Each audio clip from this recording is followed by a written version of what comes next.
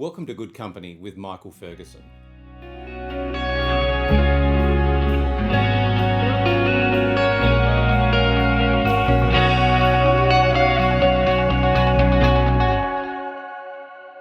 During a recent visit to the United Kingdom, I had the remarkable opportunity to meet Professor John Lennox near his home in Oxford, a city synonymous with centuries of teaching, learning and discovery. Of course, it's also the city of C.S. Lewis. And during my visit, I spent time at Lewis's home, the Kilns, hosted by the C.S. Lewis Foundation, and also at the Holy Trinity Church in Headington Quarry, where he worshipped and where he's buried. Professor Lennox told me that he gets around 150 requests every day, so I was especially grateful for his great generosity in making time for our conversation. We discussed artificial intelligence, science and Christian faith. We discussed the enduring influence of C.S. Lewis, the challenges that are facing our culture, and we also talked about the nature of hope. Hope, how it can be grounded in Christian faith, sustained still through suffering and uncertainty, and directed toward a future that's not defined by fear. So John remains firmly hopeful, not because he's ignoring the difficulties of our time, but because he believes that hope rests on something much deeper and much more enduring than circumstances. I really hope you enjoy my conversation with Professor John Lennox. Professor Lennox, thank you so much for welcoming me to Oxford. It is a real privilege to spend some time with you. As you know, I'm from Tasmania, Australia's island state, and many people in Tasmania have been very encouraged by your books, your lectures, your YouTube debates over many years. And if I may, I'd love to just propose that this conversation be for everyone, not only Christians in my home state of Tasmania, but anyone interested in questions of truth, science, culture, and the future. How do you feel about that? I'm very happy about that, and I'm always happy doing something in connection with Australia. I've been there several times and I loved it, but sadly never got as far as Tasmania. Well, Although I know where Tasmania is. When I was young, I was an active radio amateur, and I very frequently had direct contact from my home in Ireland with Tasmania on the radio, amateur radio. well, that's a connection. So let's enjoy that. And I'm just, like so many, we're just so wanted to spend some time and to listen to your wisdom.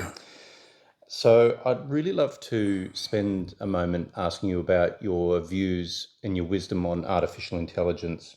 AI is advancing at a very rapid speed. It's, I think, in many cases caught people by surprise as to how ubiquitous it's become. So, Professor, as someone who's spent a whole lifetime in mathematics, science, Christian thought, I want to ask you this question. What should ordinary Tasmanians understand about AI, and what is it that will always remain uniquely human? Well, that's two questions, so let's take the first one. I think it's important to step back and do some thinking about what AI is and what it isn't. First thing I would want to emphasize is that any technology tends to be like a sharp knife. You can use it for surgery to heal people, or you can use it for murder to kill them. So there are always two sides, an upside and a downside. And that was one of my reasons for writing the book 2084, of which, by the way, there are two editions. And the second one is the one to read because it's got far more information and is more recent, 2024. And the fundamental idea is that you here have a technology which is very surprising in that it has proliferated at an unprecedented speed and been able to solve problems that were hitherto thought to be insoluble. So let's give a simple example. There are two kinds of AI. Narrow AI, which is the sort that's in use everywhere, especially in your smartphone, and artificial general intelligence, which some people are hoping for. The difference is simply this: a narrow AI system is a system that normally does one single thing that normally would require human intelligence. Like, for example, deciding what disease you have from an X-ray takes a doctor who knows about lungs. The AI works by taking, say, a database of 1 million pictures of X-rays labeled with the diseases they represent. And then your X-ray is taken, and the AI system has an algorithm that compares your X-ray with the 1 million in the database and says you probably have this disease. And nowadays, that will generally be more accurate than you'd get at your local hospital. And there are hundreds and hundreds, if not thousands, of such AIs. AI is not one thing, it's many things, probably into the millions by now. So that's very positive. And in medicine, some of the most positive things have been seen. Accelerated development of vaccines, solution of the protein folding problem, logistics in medicine, robotic surgery. The list is endless. And these are very positive benefits to humankind. But of course, every technology tends to have these two sides. And X-ray recognition is pattern recognition. The more sophisticated form of it is facial recognition technology. And there you can illustrate the upside and the downside very simply. It's wonderful for a police force to pick a terrorist out from a football crowd accurately. But then the very same facial technology is being used by totalitarian regimes in various parts of the world to suppress minorities and suppress them in a deadly efficient way and bring them under control. And the pressure on many people is, do you want to feel safe? Good. Well, you've got to give up your privacy. And we've seen extreme examples of that in China and Xinjiang and so on. And it's creeping into the West very steadily and slowly and surely. So you have something that's very beneficial on the one hand, but it can be used by bad actors to do things that we would normally describe as pretty evil and scary. And as these systems proliferate and increase in their capacity, it gets more and more scary. So my feeling is that it's very important to have Christians in these areas, more generally, people with moral conviction in these areas, because Christians share moral values with many other people, to police the ethics of this, because an AI system is programmed by people, and the values come from human beings, not from the system itself. And it's very important to realize, because artificial intelligence couples two words. Artificial means we've made it. Intelligent tends to anthropomorphize it so that we think it's human. Well, of course, people speak to their AI as if it is a human. They do. And here's where the danger lies. We need to realize that it's simply, in one sense, computing, number crunching. AI doesn't think. It lacks all of our five senses. And what is the basic difference? I often put it this way. God has created human beings and he's coupled intelligence with consciousness. AIs are not conscious, despite what people say. No scientist knows what consciousness is. They just don't know. We have no idea how you can have a conscious being on a physical substrate.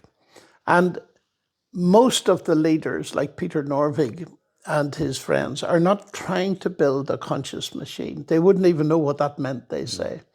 What they're doing is playing what Alan Turing called the imitation game. It simulates intelligence. And there's such a pushback on this because people, as you say, they talk to their AIs, they've got robotic companions and all the rest of it. And it's simulation all the way down, but it's impressive simulation. And they begin to treat these things as if they're human. And one can understand it in a certain sense. If you're desperately lonely, having a little robotic dog that chats to you and so on might well help you significantly. And there's actually a whole branch of computing called affective computing, developed by a brilliant Christian lady, Rosalind Picard at MIT, working at that emotional end of using AI to help in these areas. But it's a profound mistake to think that what we're speaking to or responding to is actually a conscious intelligence, because in the end, you are giving a lot away to what is simply a machine and is demeaning in the end. And it's sad watching it, because if people give up worshipping the true God, they worship something less. And of course, it's the machine now that is taking precedence. And there's a whole area of thinking going in there, but there are groups now dedicated to worshipping AI because it's ubiquitous. It seems to know everything. It can give you guidance. It can give you guidance all the time. It has absorbed millions and millions and millions of books and all the rest of it. And yet, it seems to me, viewing it like that is essentially idolatrous and is very dangerous. So, yes, we got some big things to be thankful for. We are all guilty of voluntarily ceding a lot of our privacy to it. We have a smartphone that tracks us everywhere and listens to us and all the rest of it. Dear knows what it's doing. And yet we feel it's convenient and useful. So most of us have drawn some kind of line. If I may say, I think that you've defined the playing field of Yes. the ethical challenges in your answer to me just now. By the way, for our listeners, you've just mentioned your book, the second edition of 2084. Of course, a play on Orwell's 1984. Yes. Which should send a very clear message to people about where you see the warning signs with what is inevitably going to be a very important tool for future human flourishing. But I think that the message you're giving here is your wisdom is be careful that you control it, not that it controls you. That's right. It's a very good tool, but not a good master. And that is the battle at the moment. I wonder if you knew about Jonathan Peugeot's speech that he gave at the ARC conference last week, where he talked about the analogy of the Holy Grail in some myth and legend, and he talked about, he compared it to AI, and he said, are you being controlled by the Grail? Are you serving the Grail, or is the Grail serving Yes, you? I'm aware of that speech. And he's making a very, very important point. And just thinking of my own use of AI, fact-finding, it's very good, but you've got to check it, because you can't trust it. No, you can't trust it. No. Because the polite phrase is it hallucinates. The accurate descriptor is it lies. And that's very dangerous, because we live in a world where deception, the capacity to deceive, has reached an unprecedented height. Yeah. And politicians, I know, around the world are really concerned about the way in which AI can be used to distort a democratic process and voting and all the rest of it. And deepfakes can be made of anybody, including me. I've suffered that not long ago. A whole website set up in my name. I didn't know anything about it. And it had someone that looked like me spouting stuff I would never have spouted. And that brought it really home to me. Yeah. It is dangerous because bad actors get hold of it. And all governments are now facing the obvious problem that technology develops much faster than the ethics that's needed to control it. Would you agree with me if I really made it very simple? Isn't it the case that this very advanced and increasingly ubiquitous technology is just like so many other forms of technology, developed with great intention, very powerful, could be very useful for human flourishing, but if in the wrong hands or with the wrong ethical boundaries, intensely dangerous. Well, that's exactly right as far as it goes, but it's not quite like other technology. It's a uniquely new technology because of its overwhelming power.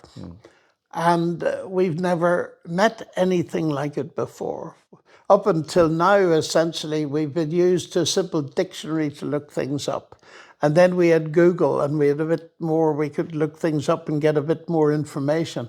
But now there's been a quantum leap. This isn't the steam engine. This is not the same engine at all. The same kinds of thinking need apply, but it's on a whole new level because this is a game-changing technology. Yes, when you ask that question, I immediately think of what Putin said a few years ago about AI as a transformational technology. And he said that the state, or was it the person and the state, I can't remember, that controls AI will control the world. And I suspect he's right. So you get this colossal race, particularly between China and the US, who is going to dominate. And there's a book came out recently by Karen Wow, who is very close to Sam Altman and the people running OpenAI and these very high-powered companies. She's an insider. And she's written this book called The Empires of AI and points out there's a huge power struggle going on for control of turning this, quote, into a machine god. And Homo Deus. Homo Deus, yes, and that is what I interact with in my book. But that's moving more to the transhuman spectrum, not the AI we know now, but what some people hope to develop. In other words, turning humans into super intelligences and all the rest of it.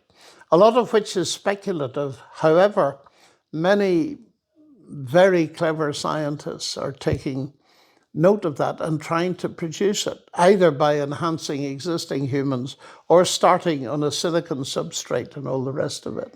You were very good to me in your answer just now, because sitting here with you in Oxford, one of the great seats of learning in the West, I've just used nearly all of the Latin that I know. I'm glad to make you laugh. As we move along, I would like to speak with you about faith and science. Yes. And one thing we share in common, Professor Lennox, is that you're a Christian as I am, and another is that we're both graduates of the sciences. Although you're like the AI to my steam engine when it comes to mathematics. I was a humble high school maths teacher. Many people still believe that science and Christianity are fundamentally opposed, and I think that's the cultural times that we're living in. But there's some change occurring. You have spent your life demonstrating that there isn't an opposition or an inherent conflict between faith and science, particularly Christian faith and science. And that's important to put it that way. You see, people often talk about faith and science. Faith has two meanings. If you're talking about religion and science, that's one thing. But if you're talking about faith in the sense of my own subjective faith, what I believe, of course, that's involved in science as well. That leads to a huge confusion. So I want people to say faith in what and science, because it could be faith in science and science. There's no opposition there. And I try to get across to people what Einstein was so clear about. And he was very bright, that he once said, I cannot imagine a scientist without that faith. And it wasn't faith in God, it was faith in the rational intelligibility of the universe, without which science can't be done. So I want to emphasize, look, I have faith in science. I think it has an evidence base. I also have faith in God, because I think that has an evidence base. And as for a conflict, that actually historically is a nonsense, because the great pioneers of modern science, Galileo, Kepler, Newton, Clerk Maxwell, Faraday, were all believers in God. And C.S. Lewis got it exactly right when he said, men became scientific because they expected law of nature, And they expected law in nature because they believed in a lawgiver. In other words, it was faith in God that was the motor that drove the rise of modern science. It didn't hinder it, it drove it. And so, to my mind, that's one of the clearest links between the two. You're saying that the Christian, I mean, you're repeating C.S. Lewis, I think, I from am. Mere Yes, Christianity. I am indeed, yes. Where you're actually, he's making the case, you're repeating the case that in fact Christian thinking on its own and that faith tradition actually facilitated the rise of the scientific method. That's right. And you have a very interesting person in Australia called Peter Harrison, who's a very bright chap. He was in Oxford as our professor of science and religion, and unfortunately he went back to Australia. But Peter has developed this thesis in a very remarkable way. He's one of your top professors in your Australian academy. Now, people are amazed, serious thinkers are amazed at how this, what we call the conflict thesis, ever arose. The fundamental conviction that there's an intelligent creator is the bedrock for science. And another Australian that suddenly comes to mind, whom I met once, Edwin Judge, one of your senior ancient historians, I think, said, look, Christianity, the Christian worldview is the source of modern science. I'm loving that you know so much about our Australian academics. I love that we've introduced C.S. Lewis into our conversation, because how could Michael Ferguson interview Professor John Lennox in Oxford without going and spending some time on C.S. Lewis? If not the greatest Christian writer and apologist of the last century, certainly in the top few.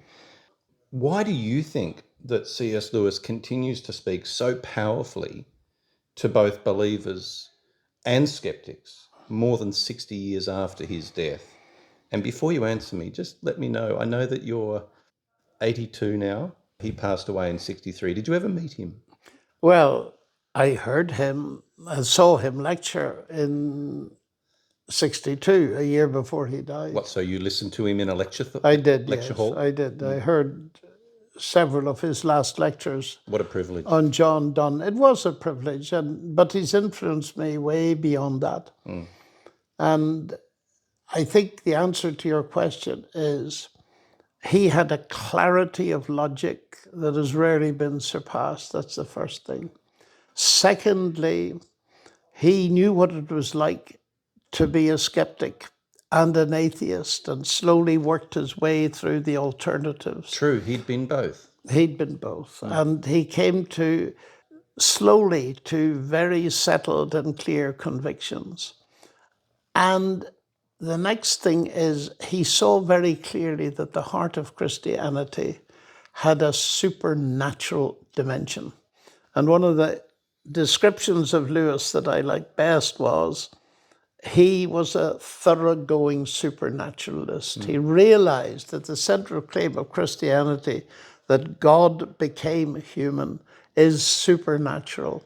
And so it challenges head on the kind of naturalism and atheism that still, sadly, dominates the academy in the West, although it's beginning to crumble, because there's an increasing number of public intellectuals who are saying there must be something more. This materialistic philosophy undermines everything, including reason and science. There must be something more. And so we see people like Ian McGilchrist and Tom Holland and a number of other people like that beginning to challenge the cultural myths that have perpetuated this naturalist atheist take. And that's why the new atheists have almost faded from view, thankfully. The C.S. Lewis energy, writing, I won't say philosophy, but certainly teachings and understanding of scripture and the spiritual realm has become, if you like, the fuel in the tank of so many other thinkers today. And may I say, I think yourself as well. Oh, absolutely. And you should say philosophy, because if I were a Minister of Education, I'd insist that every student learn some philosophy to think critically. Yeah. I was just about to say, in Australia, very few students are in fact taught philosophy, certainly not in a deliberate fashion. Yes. For me, It's the same here. yeah, that's interesting.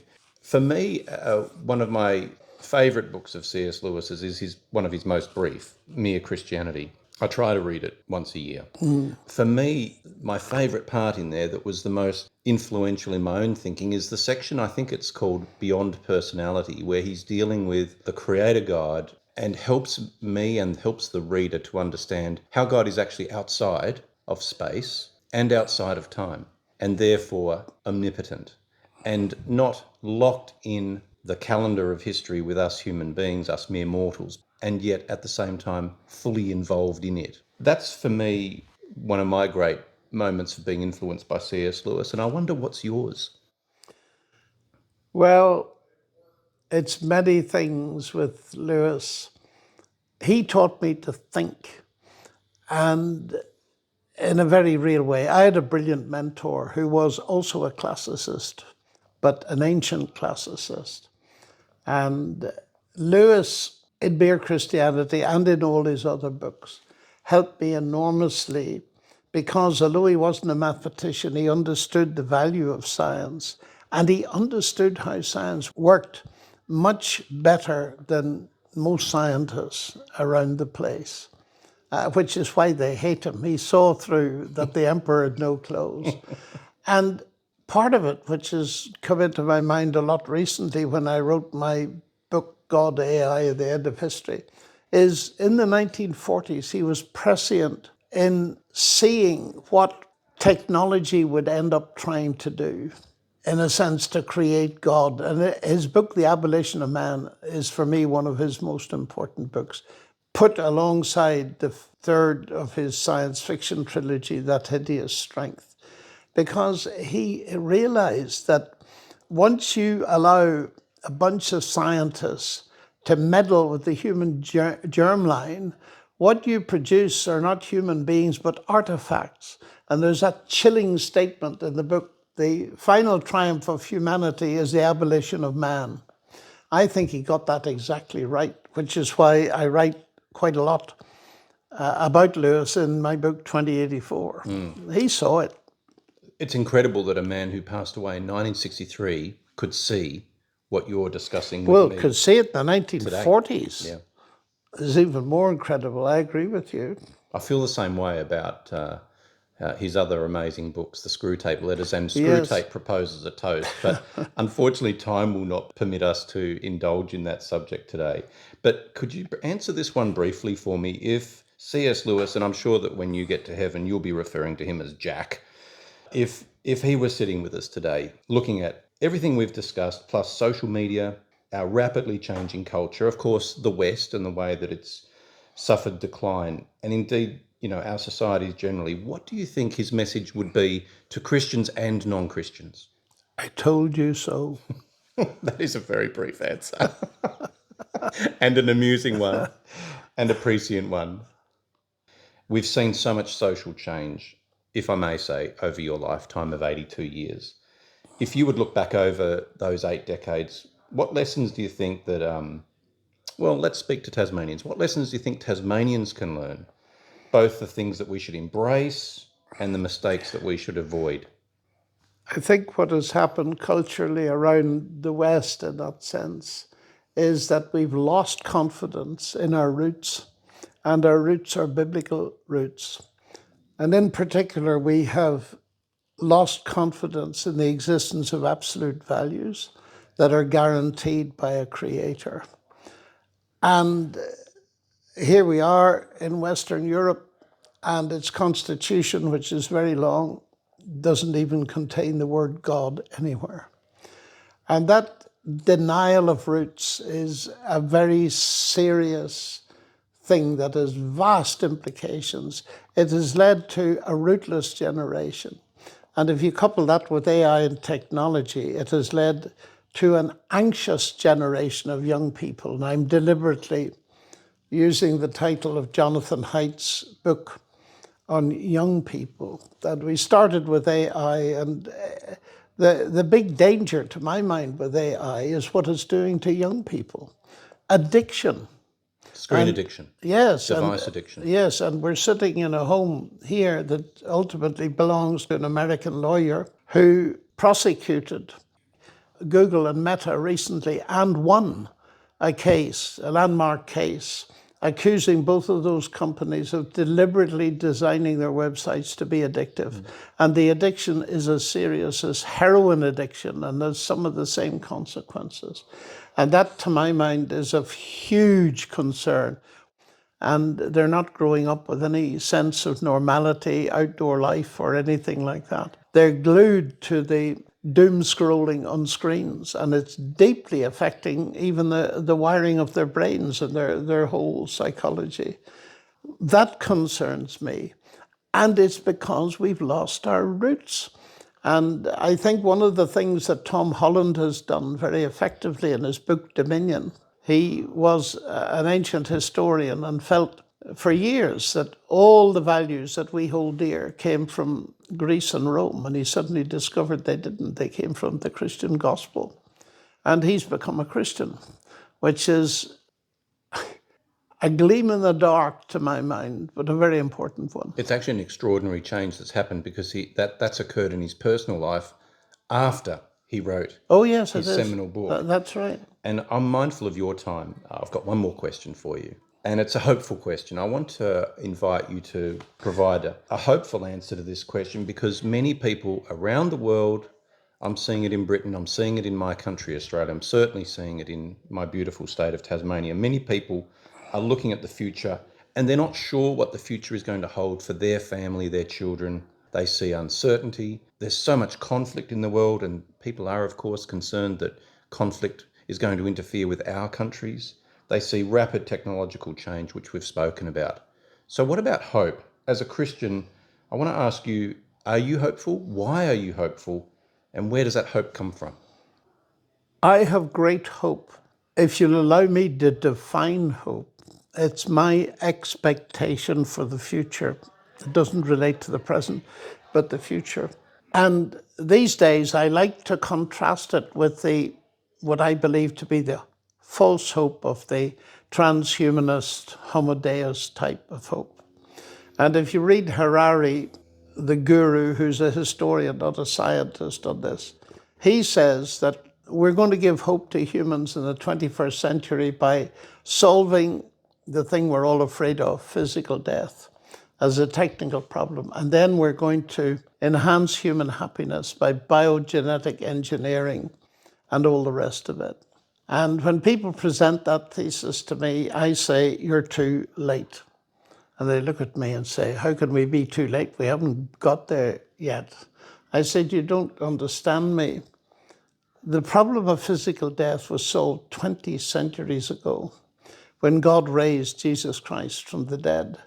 And as for enhancing human beings to give them some kind of immortality, the wonderful promise of the message of the risen Christ is that if we face the mess we've made of our own lives and repent and trust him as Lord and Savior, he gives us hope of the same thing happening to us as happened to him, that a day will come when he'll raise us from the dead, and that will be the beginning of a new heavens and a new earth, which is a magnificent prospect, because I firmly believe, and that's the context of my last book on Revelation, that the promise Christ made both to his disciples and publicly to his judges, that he would return.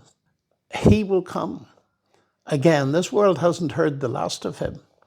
Certainly not, because you cannot crucify the Son of God and think you're going to get away with it permanently.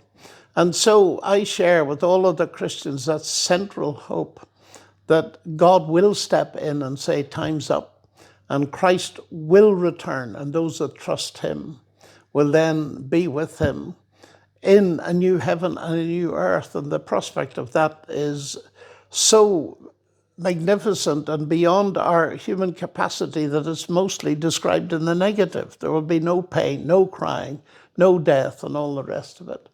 So I've got great hope, but it's not a foolish hope or a cockeyed hope.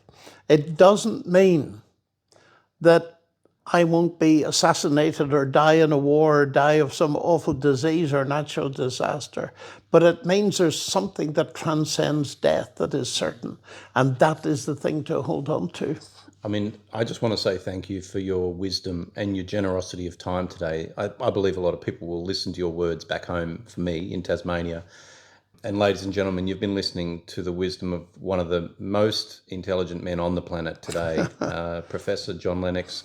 I'm so grateful for your time today, and I'm honoured to be in your presence. And I want to say thank you on behalf of so many for whom you've been the source of so much inspiration, an intellectual blend that brings in those Christian themes and messages and better knowledge of that living hope that you've just outlined.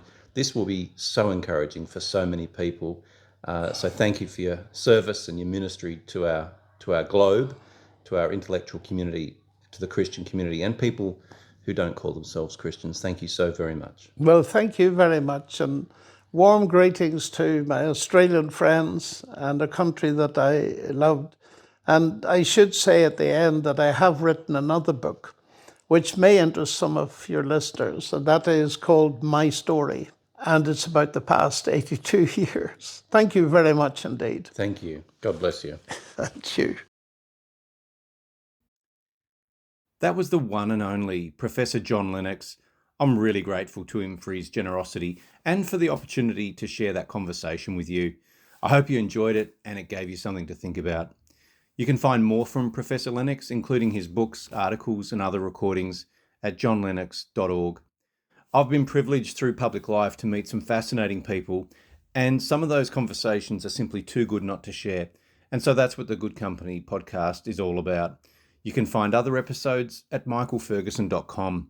And a special thank you to my son Thomas Ferguson and my nephews Lucas and Zach Ferguson for the original music you're hearing. Thanks for joining me. I'll catch you next time.